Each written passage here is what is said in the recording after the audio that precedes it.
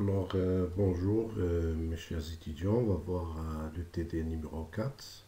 Alors on a quelques particularités, c'est le cas des produits semi-finis, le problème des en cours, c'est-à-dire la production non achevée, non terminée, et les déchets, lorsqu'on traite la matière première, on dégage des déchets, seulement ces déchets, parfois ils sont vendables, c'est notre cas, et donc il réduit le coût de production. S'ils sont jetables, ils augmentent le coût de production. C'est une entreprise qui fabrique des modules utilisés en fabrication sidérurgique, des poteaux et des barres. Le processus de fabrication est le suivant. On a l'atelier numéro 1. Il traite le fer et la fonte pour obtenir des plaques. Ce sont des produits semi-finis, provisoirement stockés. La fabrication des plaques nécessite 1 kg de fer et 3 kg de fonte. Donc on mélange 1 kg de fer et 3 kg de fonte. Ce traitement laisse un déchet estimé à 2% du poids des matières utilisées. Alors ces déchets sont vendus à un ferrailleur voisin au prix de 3 dirhams le kilo. Alors dans notre cas, on a des déchets qui sont estimés à 2% des matières consommées. Alors du moment qu'ils sont vendables, et donc il réduit le coût de production. On va voir comment on parvient à les traiter au niveau du tableau du coût de production. L'atelier numéro 2 transforme le produit semi-fini en deux produits. Il y a les modules catégorie A, prêts à être commercialisés. Donc le A, il est commercialisé. Et les modules catégorie B qui passent dans l'atelier 3 pour subir un traitement complémentaire avant d'être commercialisés. Alors, cette société met à votre disposition les informations suivantes relatives au mois de mai. Alors, on a le tableau A relatif au tableau de répartition des charges indirectes. Voilà, le tableau de répartition des charges indirectes. On a deux sections auxiliaires, l'énergie et l'administration. Et on a pratiquement 5 sections principales. L'approvisionnement, atelier 1, 2, 3 et la distribution. Alors, on a des clés de répartition en pourcentage. Et on a le problème de réciprocité entre les sections auxiliaires, entre l'énergie et l'administration. On va résoudre ce problème. Après, vous avez la nature d'unité d'œuvre. Donc, ce tableau, on va essayer de le compléter. Alors, au niveau du tableau B, on a l'état et mouvement des matières et produits semi-finis. Alors, au niveau de la matière première, vous avez le fer et la fonte et les plaques des produits semi-finis. On a la situation du stock initial, les entrées, les consommations et stock final. Alors, le tableau C, il résume l'état et mouvement des produits en cours. Donc, voilà, pour les modules catégorie A, B et en cours atelier 1. Alors, on a toutes les informations qu'on va exploiter pour répondre à la méthode des coûts complets. Le paragraphe, ou bien le tableau D, il résume les informations sur la main-d'œuvre directe.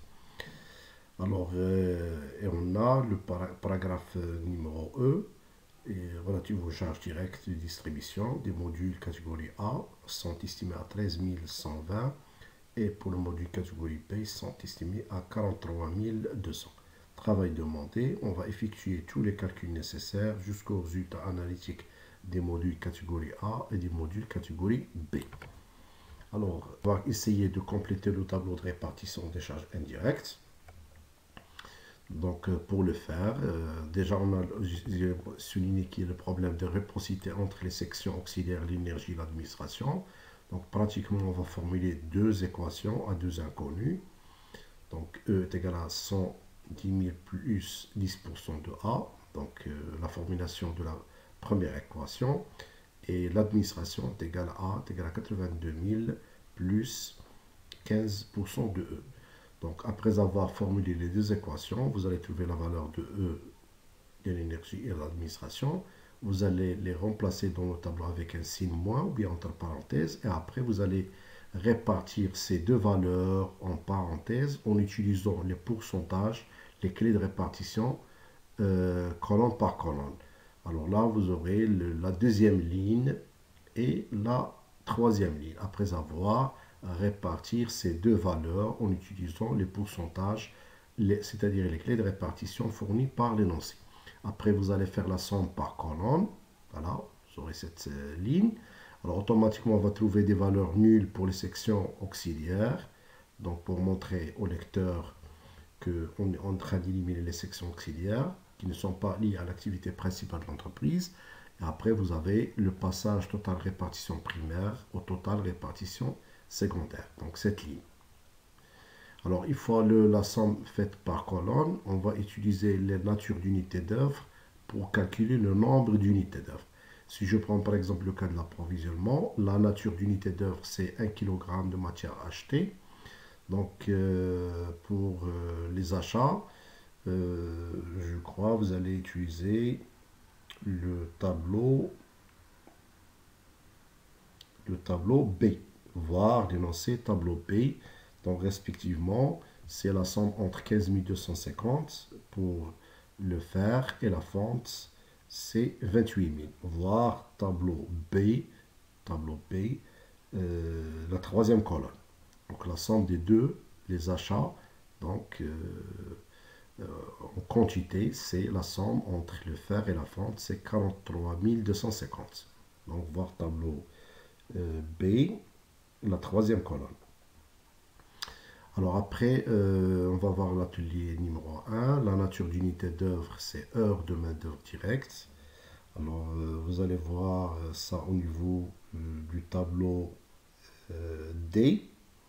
Donc, on a 4000, c'est bien mentionné, 4000 pour l'atelier A, 1, et 8000 pour l'atelier 2. Et pour l'atelier 3, il y a la nature d'unité d'œuvre, c'est un article fabriqué. Donc, vous allez voir combien on a fabriqué d'articles. Donc, il faut consulter le tableau C. Donc, au niveau du tableau C, donc vous avez la fabrication du mois. Alors, je rappelle pourquoi 20 000, voir tableau C, troisième colonne, vous avez 20 000 articles du moment que le module catégorie P, il est fabriqué au niveau de l'atelier 3. Donc, vous allez prendre uniquement 20 000 articles du module P, voir tableau C, troisième colonne, dernière cellule. Donc, pour le 20 000. Et pour la distribution, la nature d'unité d'œuvre, c'est 100 dirhams de chiffre d'affaires. C'est le taux d'assiette, ou bien le frais d'assiette. Donc, c'est le chiffre d'affaires divisé par 100. Donc, vous allez utiliser, je crois, le tableau C, la quatrième colonne. Vous allez faire la pondération, quantité unitaire pour le module catégorie A, c'est 8000 fois 120. Pour le module catégorie B, c'est 24 000 fois 150. Je rappelle, c'est le tableau C, quatrième colonne. Donc la pondération, et vous divisez par 100 pour avoir 45 600. Alors, il faut calculer le nombre d'unités d'œuvre. C'est l'avant-dernière ligne. Maintenant, il vous reste à calculer le coût d'unité d'œuvre. C'est le rapport entre la ligne totale répartition secondaire, c'est-à-dire cette ligne, par rapport au nombre d'unités d'œuvre, l'avant-dernière ligne, vous aurez la dernière ligne, et on va essayer d'utiliser la dernière ligne, cellule par cellule, pour faire l'imputation des charges indirectes. Par exemple, le 4, on va l'utiliser au niveau du coût d'achat. La deuxième cellule, 51,5 et 26 et 13, c'est au niveau du coût de production, et 2,8 au niveau du coût de revient. Donc, je vais expliquer comment on parvient à remplir le tableau de répartition des charges indirectes. Je rappelle encore une fois, il faut le compléter de telle manière à penser à éliminer les sections auxiliaires. Donc, du moment où il y a le problème de réciprocité, donc il faut résoudre le problème à deux équations. Il faut les valeurs des sections auxiliaires trouvées, vous les allez remplacer dans le tableau avec un signe moins. Et vous allez utiliser les clés de répartition fournies en pourcentage pour remplir la deuxième ligne et la troisième ligne. Après, vous allez faire la somme par colonne. Vous allez éliminer les sections auxiliaires, passer d'un total primaire à un total secondaire, primaire, secondaire. Après, vous allez calculer le nombre d'unités d'œuvre en fonction des natures d'unités d'œuvre. Après, vous allez calculer le coût des unités d'œuvre. Alors maintenant, on va calculer le coût d'achat. Le coût d'achat, c'est le prix de la matière première plus tous les frais liés à l'achat. Alors, on a deux matières premières, c'est le fer et la fonte. Si je prends l'exemple du fer, alors les achats, vous allez consulter le tableau B, la troisième colonne. On a acheté 15 250 avec un prix unitaire de 14. On va voir tableau B, troisième colonne, la pondération nous donne 213 500. Alors, pour les frais liés à l'approvisionnement, du moment que la nature d'unité d'œuvre, c'est 1 kg de matière achetée, on va utiliser 15 250 imputé par rapport à 4, voire la dernière ligne du tableau de répartition des charges indirectes, le tableau précédent. Alors, la pondération nous donne 61 000, la somme des deux, c'est 274 500, divisé par rapport en quantité, donc vous avez un coût d'achat unitaire de 18. Alors le même raisonnement, vous allez le faire au niveau de la deuxième matière, la fonte, et vous allez trouver le coût d'achat. Alors une fois ce travail réalisé, vous allez essayer de donner ce qu'on a acheté au magasinier pour élaborer les inventaires permanents. Alors la formule, c'est le stock initial plus entrée en valeur par rapport au stock initial entrée en quantité. Vous allez trouver la valeur du LCMUP, respectivement 17 pour le fer et 21 pour la fonte. Alors il y a une petite particularité au niveau de la fonte pour les consommations. Alors du moment que 1 kg de fer nécessite 3 kg de fonte, vous allez multiplier 12 000 fois 3 pour trouver la quantité consommée au niveau de la fonte. Seulement, on va trouver une différence d'inventaire de 50. C'est la différence d'inventaire. C'est pour cette raison qu'on a utilisé, dans ce cas, les tableaux. Alors, après, on va calculer le coût de production. Je rappelle, le coût de production, c'est le coût précédent, c'est le coût d'achat plus tous les frais liés à la production. Donc, je commence à résoudre le problème des particularités au niveau du CTD. C'est le problème des encours. Alors, du moment où on a une production non achevée, donc vous allez utiliser encours initial avec un signe plus. Donc, je crois que vous allez utiliser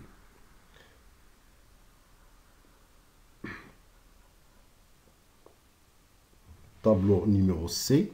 Alors, tableau numéro C, la dernière ligne, c'est bien mentionné, encours initial, c'est la dernière ligne, deuxième colonne, dernière ligne, 1348, encours initial avec un signe plus. Alors, après, vous allez calculer les charges directes, on va faire l'affectation. Alors, je commence par l'utilisation de deux matières premières, c'est le fer et la fonte. Donc, on a consommé 12 000 kg de fer, multiplié par la valeur du CMUP 17. Donc, on a un total de 204 000. Il faut mélanger le fer avec la fonte. Alors, pour la fonte, c'est 1 kg de fer, nécessite 3 kg de fonte, c'est 12 000 fois 3, ça fait 36 000, multiplié par le CMUP, 21, voire tableau précédent, la pondération nous donne 756 000.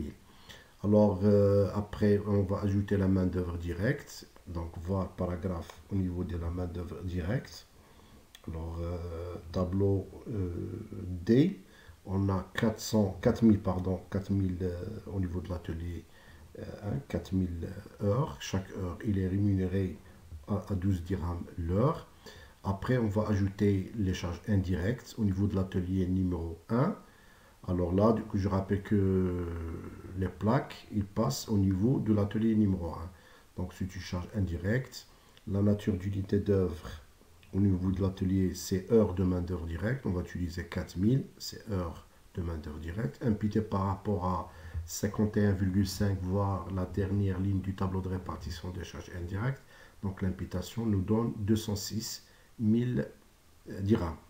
Alors, on va faire le total. Alors, avant de boucler le tableau, il ne faut pas oublier le problème des déchets qui sont vendus. Donc, du moment qu'ils représentent 2% du poids utilisé de la matière première, Donc c'est 12 000 de fer plus 36 000 de la fonte. Le total 48 000 multiplié par 2. Donc la quantité c'est 950 et multiplié par 3 dirhams chaque kilo qui sera commercialisé. Donc il faut mettre un signe moins du moment que ces déchets sont vendables auprès d'un ferrailleur voisin. Alors il faut terminer le tableau avec encours final. Du moment qu'on a commencé par encours initial, il faut chercher la valeur des encours final. Donc toujours tableau C, la dernière ligne, la dernière cellule, c'est 3450. Le tableau B, je dis le tableau, pardon, c'est le tableau C, le tableau, je répète, pour encours final, c'est le tableau C, dernière ligne, dernière colonne, 3540, avec un signe moins. Donc pour encours initial, c'est plus, encours final, vous mettez un signe moins. Après, vous allez faire la somme de cette colonne, vous aurez un total de 1 208 928 divisé par la quantité, 47 040, vous avez un coût de production unitaire des plaques de 25,7. Alors, une fois ce travail réalisé, bien sûr, ce qu'on a fabriqué, il faut le donner au magasinier pour élaborer la fiche d'inventaire des plaques. Donc, stock initial plus entrée divisé par stock initial plus entrée en quantité. Donc, le cumul, c'est 25.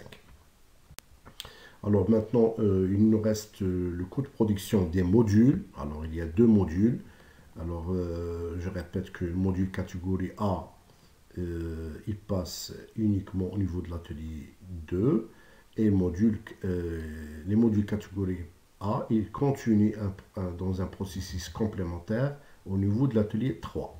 Donc les modules catégorie A, donc on les fabrique au niveau de l'atelier 2, ils sont commercialisés et les modules catégorie B, donc c'est le module catégorie A, ils passent dans un traitement complémentaire au niveau de l'atelier 3 pour les commercialiser par la suite.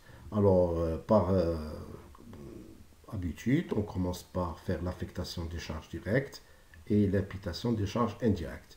Alors, je commence par la consommation des plaques.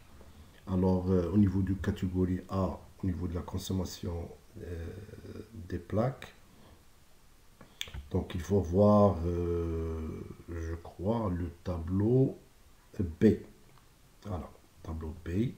Alors, on a consommé 15 000 avec multiplié par la valeur du CMUP, c'est 25.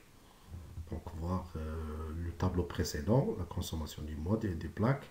Ces plaques, ils passent dans l'atelier numéro 2 du moment que la nature d'unité d'œuvre, c'est heure de main-d'œuvre directe. Donc, vous utilisez 3000 multiplié par 15. Donc, ça fait un total de 45 000. Alors après, il faut penser à intégrer les charges indirectes pour faire l'imputation au niveau de l'atelier numéro 2. Donc toujours la nature d'unité d'œuvre, c'est heure de main-d'œuvre directe. Heure de main-d'œuvre directe. Donc on a 3000 heures imputées par rapport à 26. Alors là, on a fait l'affectation et ici, on fait l'imputation entre charges directes et indirectes. Alors, il y a une particularité au niveau du module catégorie B, il faut ajouter le traitement complémentaire au niveau de l'atelier 3. Donc, toujours vous prenez les plaques, alors il faut intégrer les charges directes pour faire l'affectation au niveau de l'atelier 2 et au niveau de l'atelier numéro 3. Alors, ces informations, il faut les chercher au niveau de l'exercice. Alors là, par exemple, au niveau de ces informations, il faut les chercher au niveau du tableau numéro D, pour le 15 et le 20. Tableau numéro D, et vous avez toutes les informations pour faire l'affectation des charges indirectes. Et maintenant, pour les charges indirectes, pour les modules catégorie B, donc du moment que la nature d'unité d'œuvre pour l'atelier 2, c'est heure de main d'œuvre directe, on va utiliser 5000 imputé par rapport à 26. Alors, pour l'atelier 3, du moment que la nature d'unité d'œuvre, c'est un article fabriqué, donc on a fabriqué 20 000 imputé par 13,7. Après, vous allez faire la somme et on aura le coût de production unitaire au niveau du module catégorie A et du module catégorie B. Alors après, il faut donner ce qu'on a fabriqué au magasinier pour élaborer le CMUP des deux matières, bien des produits finis, module catégorie A et module catégorie B. Alors on a trouvé respectivement catégorie A 67 et module catégorie B 80.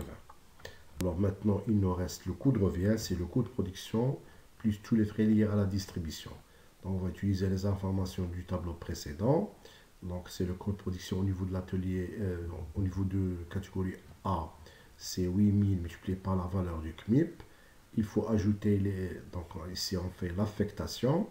Il faut ajouter les charges indirectes. Donc, du moment que la nature du unité d'œuvre, c'est le chiffre d'affaires divisé par 100, donc vous allez utiliser 9600. C'est le chiffre d'affaires du module catégorie A divisé par 100, imputé par rapport à 2,8. Donc, 2,8, il faut revenir sur le tableau des charges indirectes au niveau de la dernière ligne, dernière colonne. Donc, le même raisonnement, vous allez le faire au niveau du module catégorie B. Seulement-là, on a une autre particularité au niveau des charges directes de distribution. Au niveau des charges directes de distribution, donc il faut voir le tableau E. Le tableau E, donc il faut ajouter 13 250 pour module de catégorie A et 43 000. Tableau numéro E, bien numéroté E. Alors là, on a le coût de revient unitaire global pour les modules catégorie A et B. Alors à la fin, il nous reste le résultat analytique d'exploitation des deux produits finis, modules catégorie A et B.